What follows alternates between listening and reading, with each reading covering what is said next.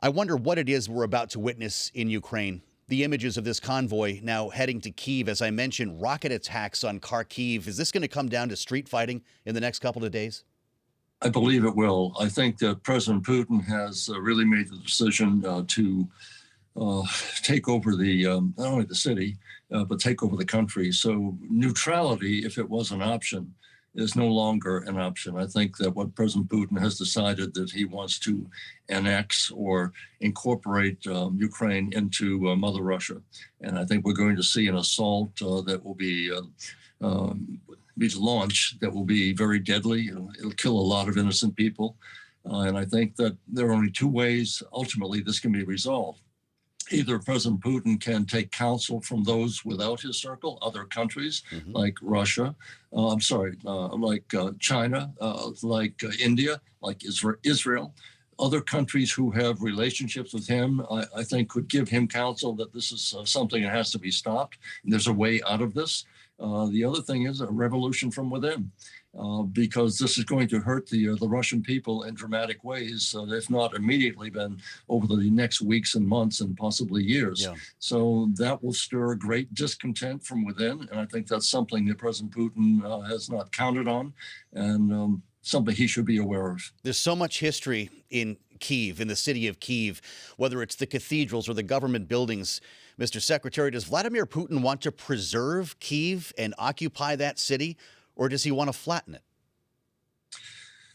I think he would like to take it over without flattening it. But as he's done in Chechnya, he will do whatever it takes to subordinate or make the country submit to his will. So I'm expecting a terrible assault upon the people of Kyiv in order to make that government crumble, to grab President Zelensky, try him or for war crimes as such, or kill him. So I think he's going to put his own puppet government in. And then the question becomes, can Putin succeed in holding on to that country if there is some sort of a government in exile, an insurgency that is fueled and funded by the Western world? I know. But in the short term, it's going to be fairly chaotic and bloody, and a lot of people are going to die. President Biden has pledged no American troops in Ukraine. We know the administration does not favor setting up a no-fly zone. This is about to get ugly, obviously. Is the greatest military power in the world about to sit back and watch this happen? I think the greatest military power in the world does not want to come face to face with the Russians, both of us, have large amounts of nuclear weapons. To the extent that we were ever engaged in a war on a conventional basis, that can escalate very quickly up the nuclear chain. And then you will have what the poet T.S. Eliot said, "I'll show you fear in a handful of dust." It will be the desolation not only of Russia and parts of the West, many parts of the West, but this is something that all of our friends have to understand. If you have a conflict between the United States and Russia, and should it perchance go into the nuclear realm, no one on this planet is safe. Radioactive waste doesn't stay in Russia, doesn't stay in the United States. It spreads around the world. And that's why I think we have to do everything in our power to persuade President Putin there is a way off on this. There is an accommodation that can be made to your security interests, but you can't do it at the point of a gun barrel. And that's what the West has to stand up and resist, because if he incorporates Ukraine, who's next? Is it going to be Georgia? Is it going to be some other countries, Moldova? Is it going to be those countries on the periphery? Will it be the Balkan states? All of those will be at risk. And so we have to draw the line in saying we're going to wage an economic war, and we're also going to wage an information war. The Russian people don't understand what you're doing right now. We need to make them aware of that. Speaking of countries on the periphery, the other side of this story, Mr. Secretary, is the looming and already begun now refugee crisis that many anticipated in countries like Poland, Slovakia, that have seen, we understand, in excess of 500,000 people cross the border. Is the U.S. doing enough to help absorb them? We will do whatever is necessary.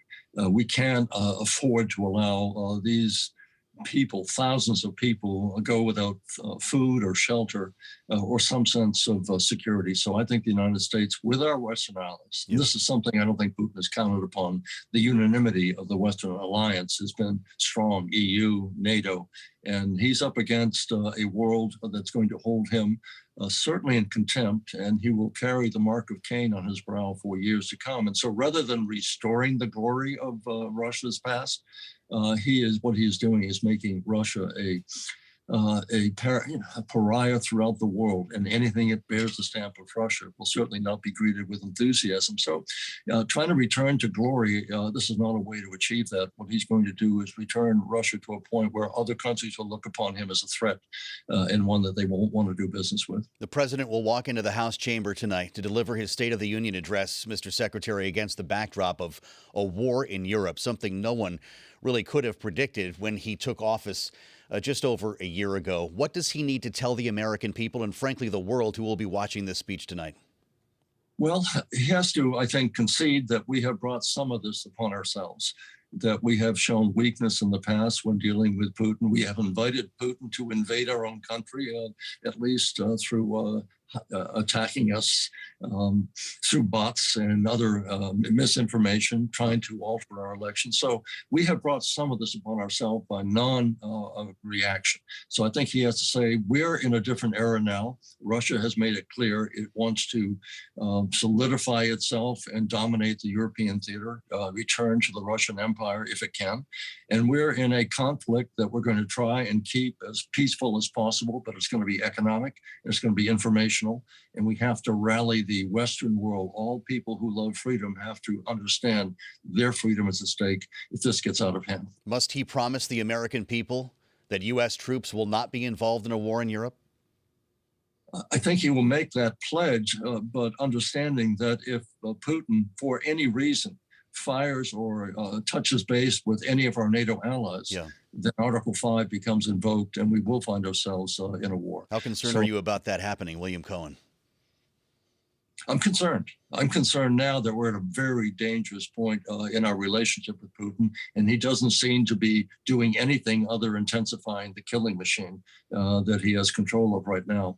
So I think it's hard to predict how he'll react. I think the economic pressures are going to be enormous on him, but I think he's betting that we will falter, the West will falter before Russia does, that he can absorb this hardship longer than we can. And that's something I think he's counting on, and that's a message I think that President Biden has to address. Will the West hold? Will we hold the line, to use a military phrase that General Mattis used to use, hold the line? Can we do that? So far we can. Can we hold it long enough in the future that Russia will back away from its plans to expand the Russian continent now to include all of Europe?